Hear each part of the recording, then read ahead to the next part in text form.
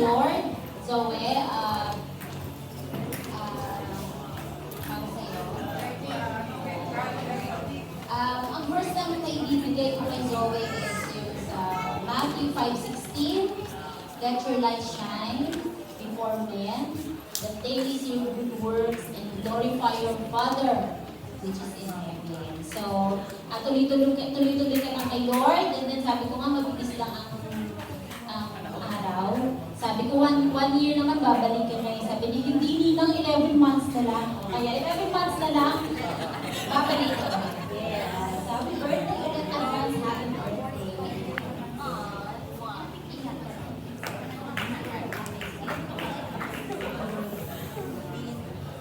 Thank you, Bonnie ng Bush.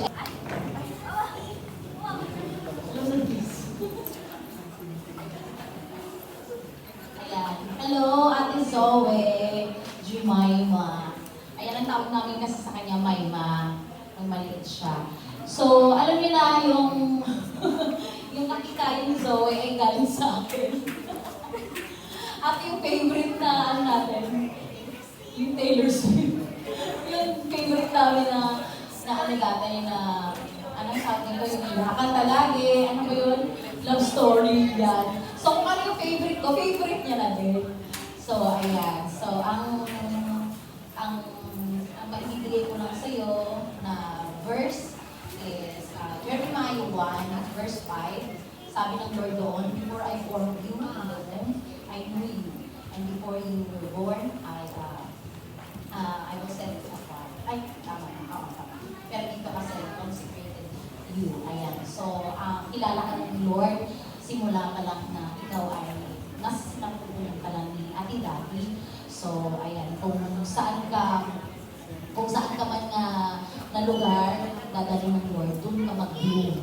Ayan, so, ngayon kahit babalik ka na sa Saudi, alam namin na babalik ka rin. Yung kata na, babalik ka. Muli. Ayan, so, happy birthday, Inaalam. Love you. Thank you po for that wonderful wisdom. Next po, si Tita Yoli po. Happy birthday, Zoe. Last time, nung pumunta dito sila Zoe, natouch ako talaga sa kanya kasi yun, hindi ko pa narinig sa inyo. She's so sweet, diba? Kasi talagang, doon ko nakita yun, kami siguro 5 years ago ba yun? Wala din si Mami mo yun. Ikaw lang at saka si Dalaga. Yun, so nakita ko agad kasi sa kanya yung, naging close kami nun. Ang dali nagpa-picture kami kasi natouch ako sa kanya. Tapos pinadala ko pa kay Dance. Yun, tungkol na din na si Joe. Pero ang ano ko sa'yo is, wisdom na ibigay ko sa'yo is about, alam ko you are very talented. Ephesians 4:1, lead a life worthy of your calling, for you have been called by God. So, whatever yung talent mo, ibigay mo sa Lord. Kasi alam ko naman you're willing. Tapos meron din ako kasi na research na na parang sa tingin ko, it's 8 powerful words. Believe in yourself, number 1. Believe you can and you will.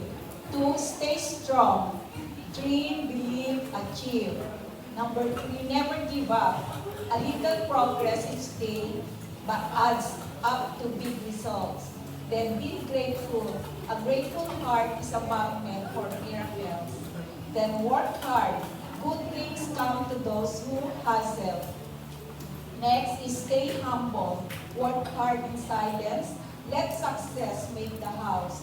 Then be kind. Kindness makes you the most beautiful.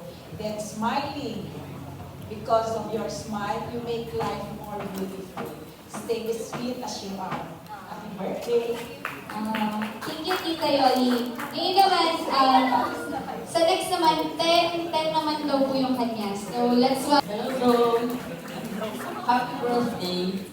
Naalala ko lang dito, bata, natutuloy yung tenga ko kasi bukod sa siya maingay, kasama ko pa rin si Jamil. No, kaya pag nagsama kayo, talagang doon ingay. Pero ang na-realize natin dito, lahat nagsasabi pareho. Approachable, maganda, di ba? matinig ang boses. Pero yun pala ginagamit sa ni Lord sa area na yun. Kaya diyan ka nagliliwanag eh.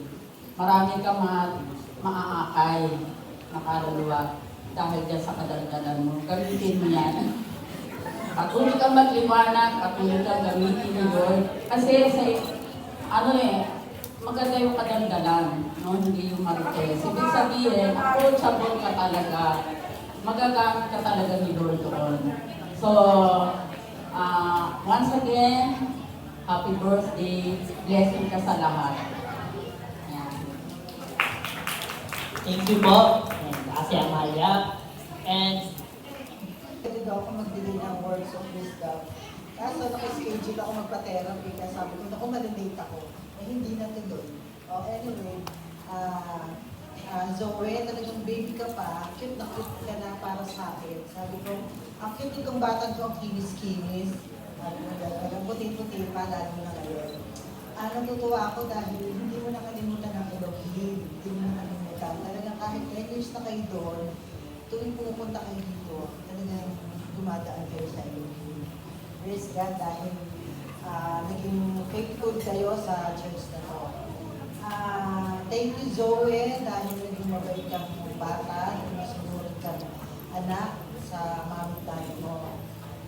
Talagang sabi nga ni Lord, talagang delight yourself to the Lord and He will give the desire of your heart.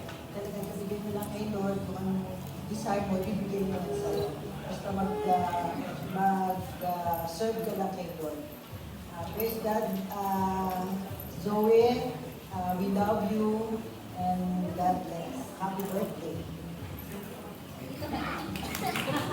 Thank you, Tita Annabelle. Now let's hear Ikaw kay Zoe.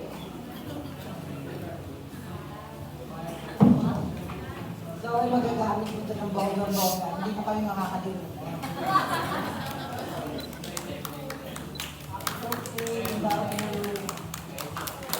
Thank you po, Tita Annabelle. And now let's hear from Pastora Bolet. So, yung words of wisdom daw. So, since maliit pa siya nung nandito siya, hanggang ngayon malaki na siya, no? So, kaibigan talaga ng mga anak ko, childhood friend talaga, ang si Nayel. May pinakita kasi Davi ngayon na pictures, maliit pa kayo ni Nayel, naghahabulan kayo. Maganda na lumaki ka na. And then, nagpulat ako ng malaki ka na. Ay, ano ba si Zoe? So, I'm glad na hindi ka nagbabago.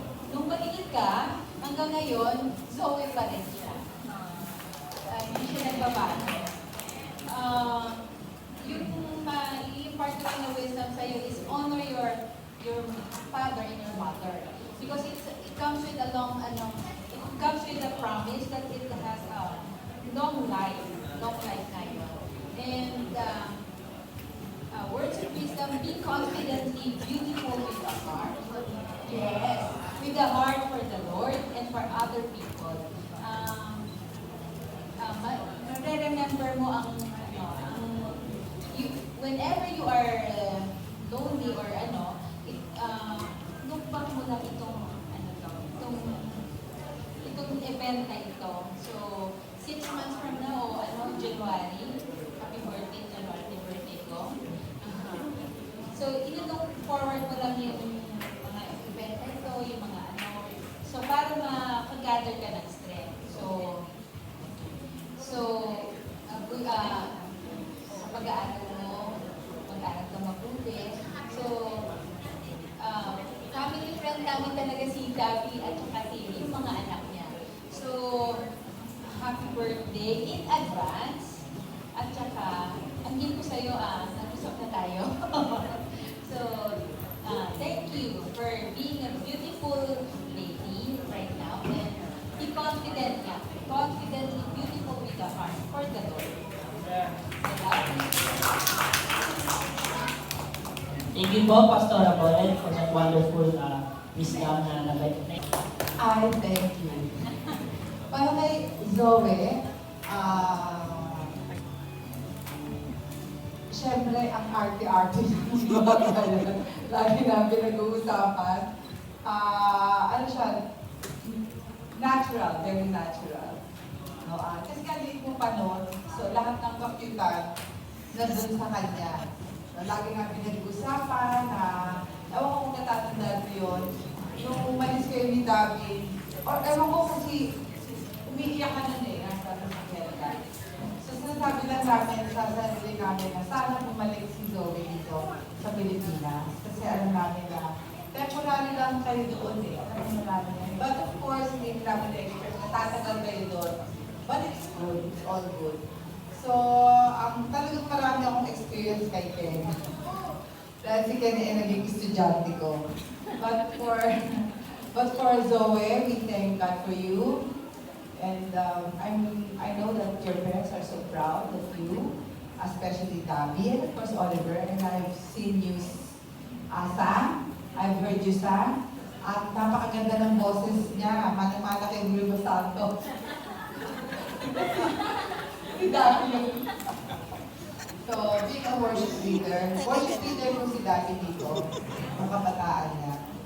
So, we thank you, the family of Velasco. And of course, for Dabi, salamat at hindi nyo nakalimutan ng Elohim Church. So, thank you, Zoe, and remain beautiful. So, yun lang, nasabi na nilang lahat, so I thank you. Thank you, Pastor Joaquin. And pwede mo mag-stay lang po saglit as we'll call our senior Yung gift ko, pastor. makakain nyo naman.